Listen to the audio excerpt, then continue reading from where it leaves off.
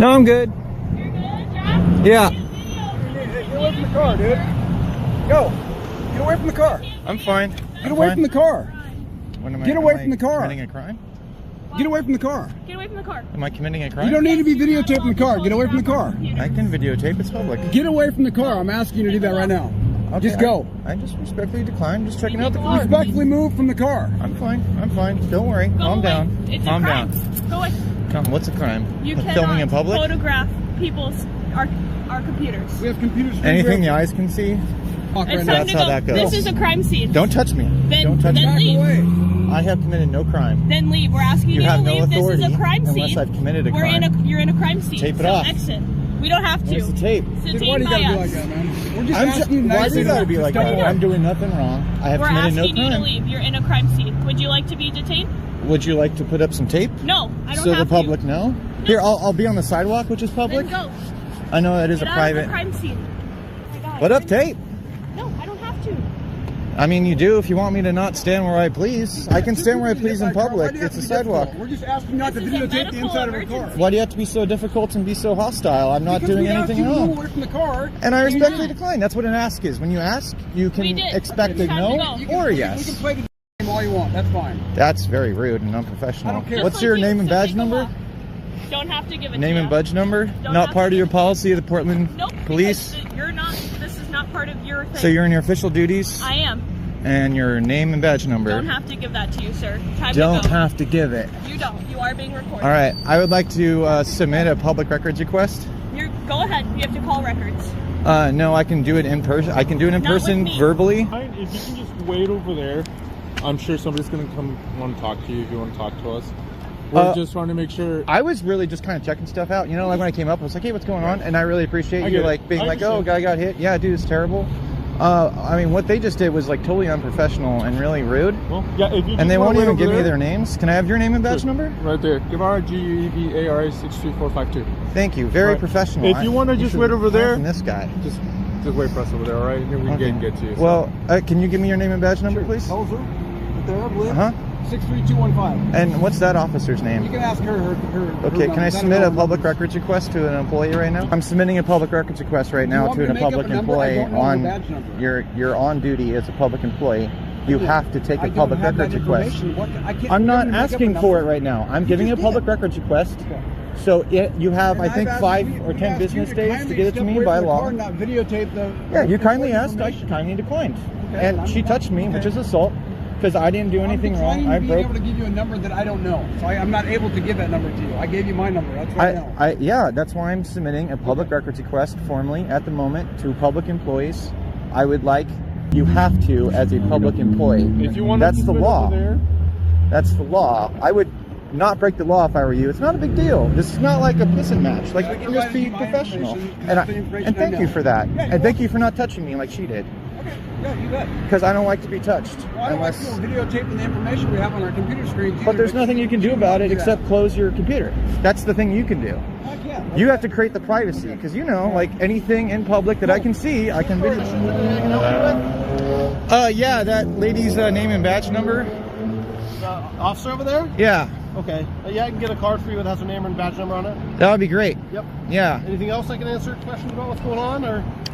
No, the one officer was really great, and he was just like, "Oh, a guy got hit," and I was like, "Oh man." The moment doesn't arrive with shouting, it doesn't arrive with sirens, it arrives quietly, carried in tone. Up until now, everything is still reversible. Voices are tight but measured. Distance exists, space remains negotiable. The man on the sidewalk is standing still, not advancing, not retreating. He isn't pleading, he isn't provoking, he is simply there. And that's the problem. Authority depends on movement, on compliance that looks voluntary. When that movement stops, the air changes. You can feel it in the way bodies angle inward, shoulders square, feet plant. No one has touched anyone yet, but the gap between them narrows in meaning, not distance. This is where power becomes impatient. The request isn't framed as a request anymore. It's framed as inevitability. The kind that doesn't explain itself. The kind that assumes the outcome is already agreed upon. When the answer doesn't match that assumption, irritation leaks through the calm. Not anger, something colder. This isn't about safety, it isn't about order, it's about interruption, about someone refusing to slide into the role expected of them. The uniform expects deference. The silence expects retreat. Neither arrives, so the strategy shifts. Language becomes less specific. Statements become broader, heavier. Words that don't need proof. Words that don't invite discussion. Words that sound official enough to end the moment by force if needed. You can hear it in the pacing. Shorter phrases, less explanation, the kind of speech that closes doors instead of opening them, the kind that isn't meant to be debated. The man doesn't mirror the change. That's important. He doesn't escalate his voice. He doesn't step closer. He doesn't insult or threaten. He holds position. That stillness becomes defiance, and defiance, even quiet defiance, cannot be allowed to linger. Not here, not in public, not on camera. This is where the balance breaks, because once authority decides it will not answer, it cannot safely go back to answering. Once it refuses transparency, it must replace it with pressure. The exchange stops being mutual. One side is now performing, the other is enforcing. You can see the shift in body language, the way one officer stops adjusting and starts guarding, the way attention turns outward, not to resolve but to manage perception. Control is no longer about the individual, it's about the scene. That's when time starts compressing. Every second after this makes the outcome heavier. Not dramatic, just more difficult to undo, because backing down now would require admitting the refusal meant nothing, and authority never admits that in real time, so the moment locks in place. No cuffs yet, no raised voices, no obvious force, just a subtle hardening of posture and policy. A quiet decision that whatever happens next will not favor the person without the badge. This is how escalation really works, not with explosions, with decisions that feel small while they're being made. And once they're made, they don't get unmade. From here on, everything slows down, not because things are calmer, but because everyone involved understands something has shifted. The interaction isn't about resolving a misunderstanding anymore, it's about managing a problem, and the problem isn't behavior, it's presence. The sidewalk becomes contested ground without ever being labeled as such. No tape goes up, no perimeter appears. But the expectation changes. Where standing was once neutral, it now feels conditional. Allowed only as long as it doesn't challenge the mood of control. This is where language starts doing heavy lifting. Broad statements replace precise ones. They don't describe facts, they create atmosphere. An invisible boundary forms, not marked by cones or barriers, but by tone. Cross it, and consequences appear. Stay still and suspicion grows. The man senses it. You can tell by how he stops trying to persuade. He isn't winning anything here. He isn't trying to. His words shift from explanation to record. He's no longer participating in the exchange. He's documenting it. That alone changes the power dynamic. Documentation freezes moments authority would rather keep fluid. It slows down actions meant to feel routine. It creates a witness that doesn't forget or reinterpret later, and that makes people uncomfortable, not because they're doing something dramatic, but because they're doing something casual that shouldn't be. Casual misuse is the most dangerous kind. It doesn't feel wrong in the moment, it feels efficient. You can see the internal conflict play out in fragments, a step forward, then stillness, a sharper phrase, then a softer one. Different officers carry the weight differently. Some try to smooth it over, others double down without raising their voice. No one fully resets, and that matters. Because resolution requires someone to break character, to say, even indirectly, this doesn't need to go further. But doing that would mean acknowledging that it already went somewhere it shouldn't have, so the system does what systems do. It absorbs the moment. Individual responsibility diffuses. Requests get passed sideways. Answers become partial. The pressure remains, but it's spread out enough that no single person appears to be applying it. That's how escalation hides. From the outside, it looks like patience. From inside the interaction, it feels like being slowly boxed in. Not rushed, just narrowed. The man doesn't leave. Not because he's stubborn, but because leaving now would reframe everything that just happened. It would turn pressure into success. It would validate the tactic without anyone having to acknowledge it. So he stays, and staying turns the moment into a test. Not a legal one. A psychological one. Who will blink first? Who will decide the discomfort isn't worth it? Who will prioritize ending the scene over being right? Authority is used to winning those tests by default, not through force, but through exhaustion. By making the environment unpleasant enough that compliance feels like relief. You can hear that strategy in the softened voices that follow.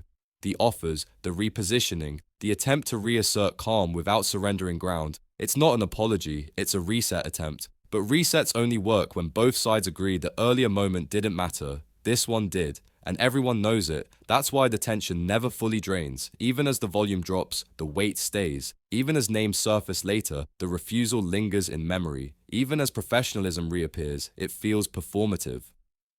Because something fundamental already cracked. Not loudly, not visibly, but permanently. By the time the interaction winds down, the danger has passed, but the damage hasn't. No one was arrested, no one was hurt. On paper, this looks like nothing. A routine encounter that resolved itself, another clip lost in the noise of daily enforcement. But moments like this don't disappear. They accumulate. They teach everyone involved something different. They teach the officers that pressure works, even when it's messy. That refusal doesn't require justification as long as confidence holds. That discomfort can be redirected, delayed, softened, but never fully undone. They teach the citizens something else entirely. That calm isn't protection. That correctness isn't armor. That standing still can be interpreted as resistance when authority needs it to be. That rights don't vanish, but they can be made expensive to assert. The most important lesson, though, is for the viewer, because what unfolds here isn't exceptional, it's ordinary. That's what makes it unsettling. There's no explosion to point to, no single villain moment, just a sequence of small decisions that lean in the same direction. This is how systems drift, not because everyone agrees, but because no one interrupts momentum early enough, because correcting course feels harder than continuing forward, because admitting error in uniform feels riskier than pressing on. By the end, cooperation returns, but it's asymmetrical. One side offered transparency only after resistance proved durable. The other side accepted it without celebration, because celebration would miss the point. This wasn't about winning, it was about surviving the moment without surrendering reality. The camera keeps recording, the voices soften, the space opens back up. To an outsider, it might even look resolved, but resolution isn't the same as repair. Repair would require acknowledgement. Repair would require change. Repair would require someone saying, without defensiveness, that the earlier refusal shouldn't have happened. That never comes. Instead, the system closes ranks gently, polite, professional, calm, the way institutions end conversations without ending questions. And that's where this really lands. Not in the raised voice, not in the threat, not even in the refusal itself, but in the ease with which everything returns to normal afterward. Because when moments like this fade without consequence, they don't disappear. They become precedent. They become muscle memory. They become the baseline for the next interaction, and the next one, and the one after that. Until one day, the escalation doesn't stop where this one did. Until one day, the quiet pressure turns into something heavier. This clip doesn't show the worst outcome. It shows the early warning, the point where a choice was made, not to escalate immediately, but to allow escalation as an option, to keep it available, to leave it hanging in the air, just in case. That's how inevitability forms. Not all at once, not dramatically, but patiently. And once it's patient, it's dangerous.